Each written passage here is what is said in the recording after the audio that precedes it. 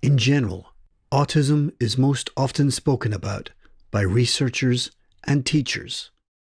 In this series, we gathered those on the autism spectrum and asked them to give their voice. These are their stories.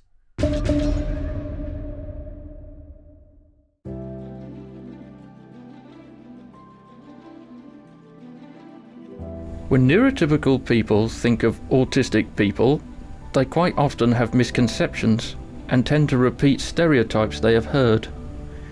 In this video, we are going to look at some of the most common misconceptions and supposed obsessions about autistic people. Medical textbooks describe autism as a neurodevelopmental disorder. That would make a person feel different. Good different or bad different? That is the question yet to be answered. But everyone's experience is different.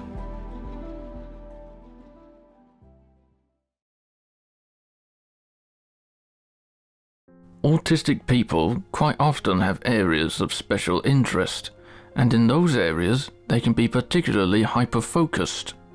Well, yeah, I find that I do get very obsessed with a certain topic or a certain thing. However, it's not always the ones that are portrayed in media of like autistic people are always obsessed with like the trains or whatever. For Lara, it's the TV show Lucifer. Yeah, Lucifer. I love that show so much. It is very much a huge obsession I have. And I do get made fun of a lot because of the entire thing. Angus has a special interest in wind turbines. So, mechanisms of power gain in adjacent plots specifically. So you see on the upwind half of Blade Revolution. An area of particular interest for some autistic people is collecting serialized media. For example, a lot of autistic people are very interested in manga, comics, and anime.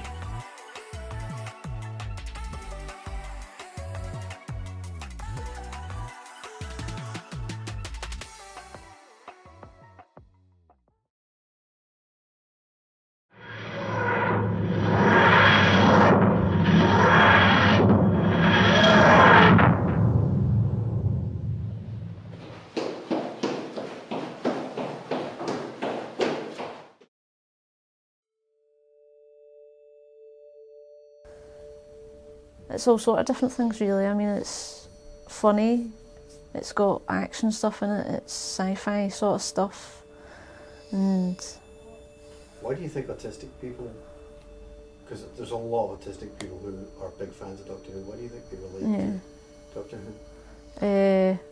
Because he's a whimsical character that has a lot of knowledge on specific things, and he goes on and on about them. Because it's not basically stating that he is autistic, he's just... Because he is different, but it's like people like him for it and think that he's good because of it. Because he's a hero and he saves the day all the time. So it sort of puts it in a good light. What do you love about Doctor Who? Well, not just the disappearing time machine, but also the sonic screwdriver. Yeah, I feel like that could be a useful thing even in the present day. So basically, I got into liking Doctor Who from Mother recommended it, and she was like, "Oh, why do you watch Doctor Who?" I watched it. The Weeping Angels scared me to death.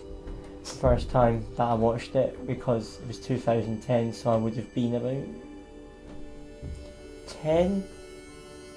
A couple of years later, I started watching it again, and as I was older, I wasn't so scared of it, and then I got really into all the characteristics and all the traits of Doctor. I like the main, how every series had a main theme, but little bits of it in each episode, but then the last two was continued on episodes, so it was the conclusion, as you like, the final conclusion of that series.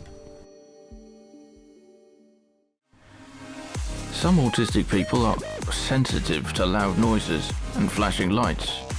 Sensory overload. Quite often, you'll see autistic people wearing ear defenders or headphones to minimize external noise and to shut out the world.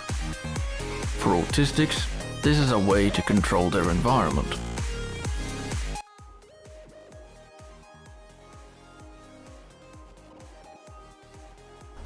My least favourite thing is to hear loud sounds. Or the most triggering matter is loud noises.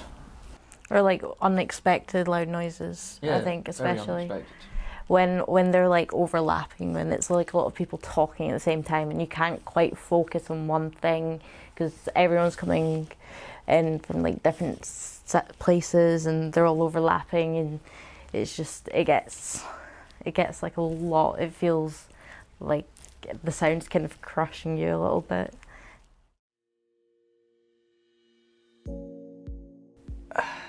There's a thing where we take things very, literally, or, very simply or straightforwardly. Yeah, I think that's made me, like, go a lot too far with things. Like, you're told, study well at school, and you're like, okay, you're told do your best at school, so you put in the most effort you possibly can into every possible assignment and every possible bit of homework. Which is just not possible. It's possible, but not without burnout. Yeah. And you just, you're told to do your best, so you keep on thinking, how can I do better? How can I do better? How can I do better? Apparently that's called overthinking, but no one tells you that because it's inside your head.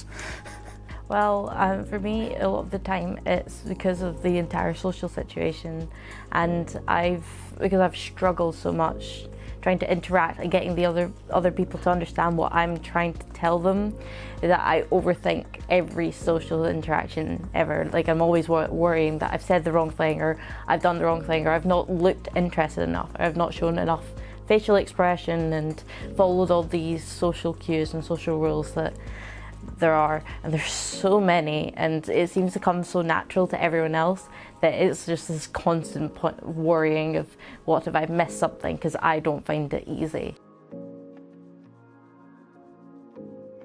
Well, stimming is repetitive, soothing movements, which often the person doesn't actually realise you're doing it. Like, especially while I'm in class, I pull at hair. So like I'll fiddle with the ends of my hair, or like with my bracelets, or just anything. And it's just kind of keeping my hands and legs busy while my brain is doing other things. So I don't even notice I'm doing it a lot of the time. For other people, like this stimming and doing something else might seem like multitasking, but unless I'm stimming, my brain isn't focused on whatever I'm actually doing, because it's more focused on how uncomfortable I feel in the situation and what is going on around me, or like another completely irrelevant situation in my head, and it's think of anything. But like the stimming kind of helps keep my brain on track, so I'm actually paying attention to what someone's telling me, or to like the stuff I'm supposed to be actually doing at that point. To me, it's very simple that I just feel better when I fidget or I spin quite a lot. It just makes me feel better. It's like the sort of like gentle acceleration of being on a swing. It's like that sort of relaxing feeling, but you can just do it wherever. And I can dissipate stress by sort of shaking it off, or by fidgeting it off somehow. It's almost like just constant low-level exercise, constant low-level endorphins. Just helps you out. And occasionally it helps with concentration as well. It's like 90% of my brain is focused on work. This just keeps the other 10% busy to stop me then getting distracted.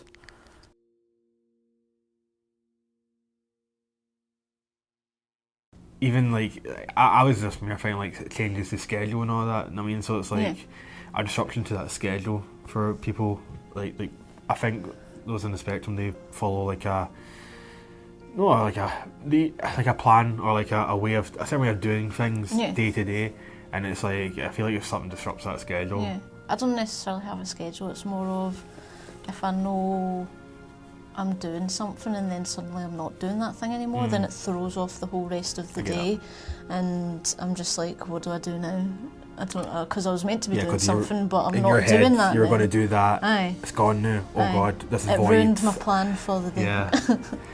Yeah, I feel like it's trying to get out of that feeling like I don't know what to do here. I'm lost a bit. It's like somebody's pulled the rug from it. Yeah. And it's like, oh God. To actually get up and start doing something else. Yeah.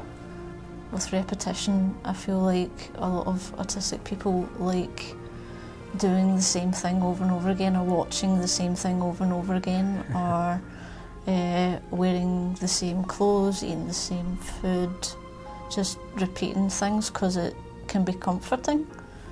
It's known, it's not a known variable, unknown. No change. Yeah.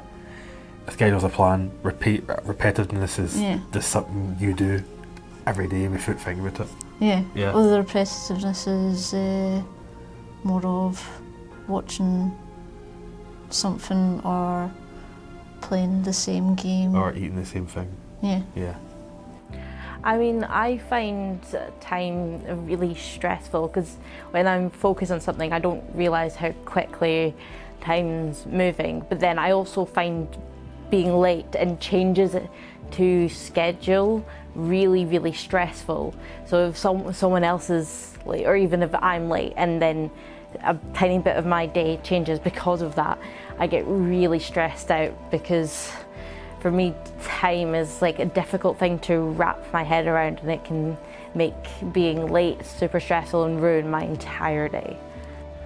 What some may regard as obsessions, those on the autistic spectrum might refer to them as special interests. It is worth noting that autistic people quite often have many special interests, and not just one. Some assumptions about autistic people might be indicative of some, but not all, on the autistic spectrum. Just like neurotypical people are all different, everyone on the autistic spectrum is unique in their own way.